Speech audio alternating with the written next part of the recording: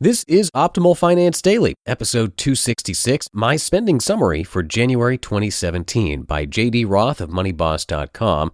And I am Dan, your personal narrator for today and every weekday here on Optimal Finance Daily, where I read to you from some of the best personal finance blogs on the planet. And as you can probably tell by the sound of my voice, I am battling through a bit of a cold, which of course is bound to happen to most of us during the winter, especially if your house is anything like my house, where I've got a 4-year-old and an 8-month-old. So if one cold is the worst that happens this winter, I'll consider that a big victory. So today's post is an interesting one. JD of MoneyBoss is going to review his spending for the month of January. And that could sound like it might be a little bit boring, but it definitely isn't. You'll have to trust me on that one. And hopefully this will give you some motivation to try tracking your income and expenses as well. It is definitely a time saver for tax season if you're able to pull it off for a full year, but even for a month or for a week, it can be really enlightening to see where your money is going. And we've got a spreadsheet to help you do that as well, totally free if you're part of our mailing list at oldpodcast.com, but I'll give you a reminder about that at the end of the show. So for now, let's sit back and relax, get to the post, and start optimizing your life. My Spending Summary for January 2017 by J.D. Roth of MoneyBoss.com. During 2017, I'm tracking every penny that enters and leaves my life. This article is the first of 12 monthly budget reports that I plan to post throughout the year. Now don't get me wrong, I have plenty saved. That's the good news. The bad news is I have almost no income. That should change as MoneyBoss grows, but for now, I'm just breaking even. I want my stash to last another 30 years or so, allowing me to live a modest lifestyle while resisting the slow, silent killer called inflation.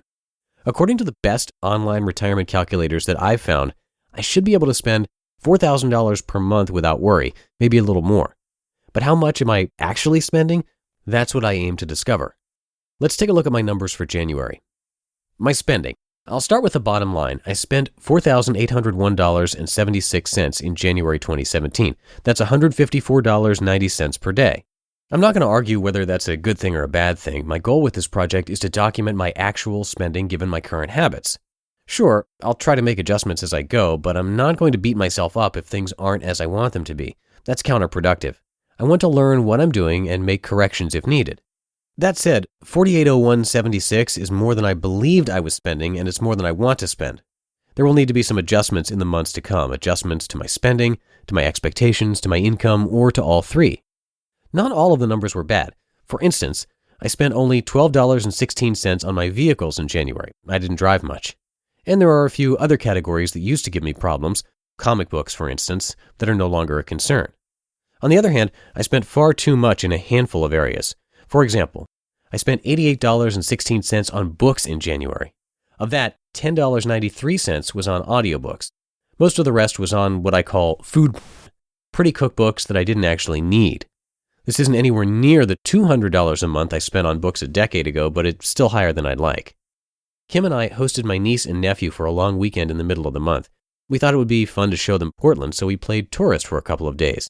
That cost me $402.57.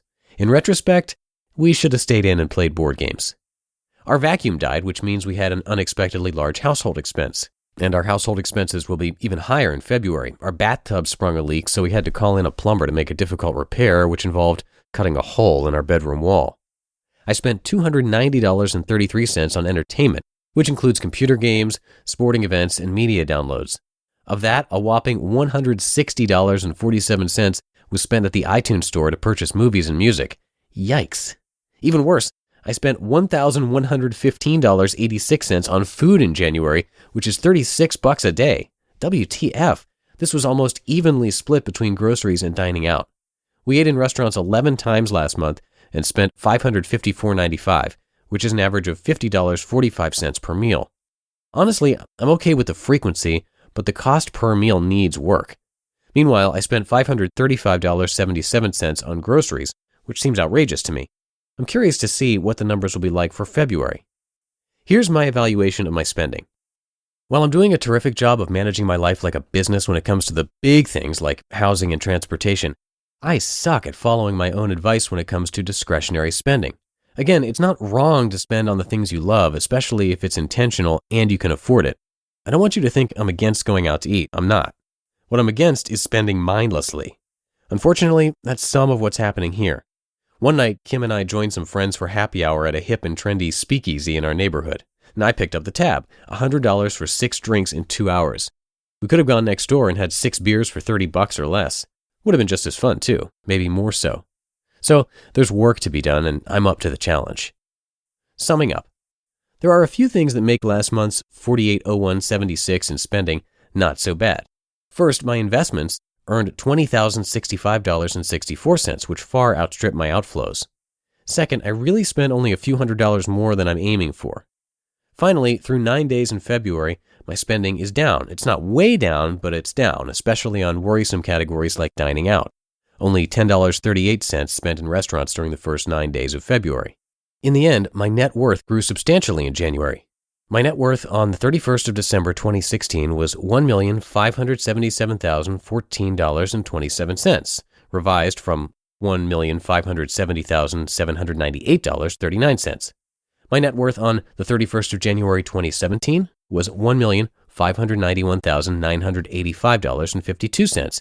That's an increase of almost $15,000, $14,971, which is about 0.95%.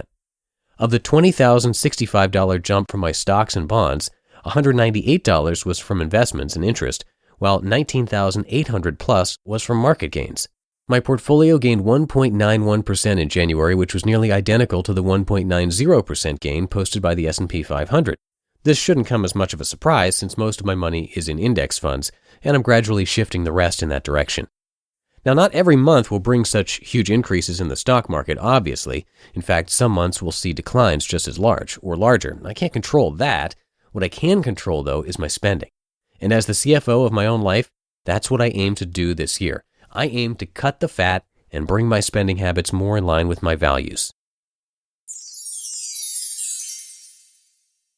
You just listened to the post titled My Spending Summary for January 2017 by J.D. Roth of MoneyBoss.com.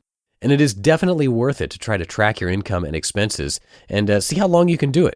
We have a spreadsheet to help you do that, and it comes with a video tutorial that we made just for you. All of it's free, so come by oldpodcast.com and simply enter your email address to have all of this sent to you automatically. That will also put you onto our weekly newsletter mailing list where we do raffles for books. We give away more spreadsheets, life tips, and a bunch of other stuff. So again, just enter your email address at oldpodcast.com to get all of that for free. Now tomorrow we'll be hearing from Ramit from I Will Teach You to Be Rich. So have a happy Monday, and I'll see you tomorrow where your optimal life awaits. Hello, Life Optimizer. This is Justin Malik, creator and producer of this podcast, but also Optimal Living Daily, the show where I read to you from even more blogs covering finance, productivity, minimalism, personal development, and more from incredible bloggers like Derek Sivers, Zen Habits, Mark and Angel, The Minimalists, and all the ones you hear on this show too. So if you enjoyed today's episode and like taking amazing blogs on the go, come on over to Optimal Living Daily and subscribe to that one too. And together, we'll start optimizing your life. You've been listening to Optimal Finance Daily. Be sure to hit the subscribe button to stay up to date on each new episode and head to oldpodcast.com. That's OLDpodcast.com for a free gift as well as more actionable tips and resources to help you maximize your potential. Thanks for joining us, and remember, your optimal life awaits.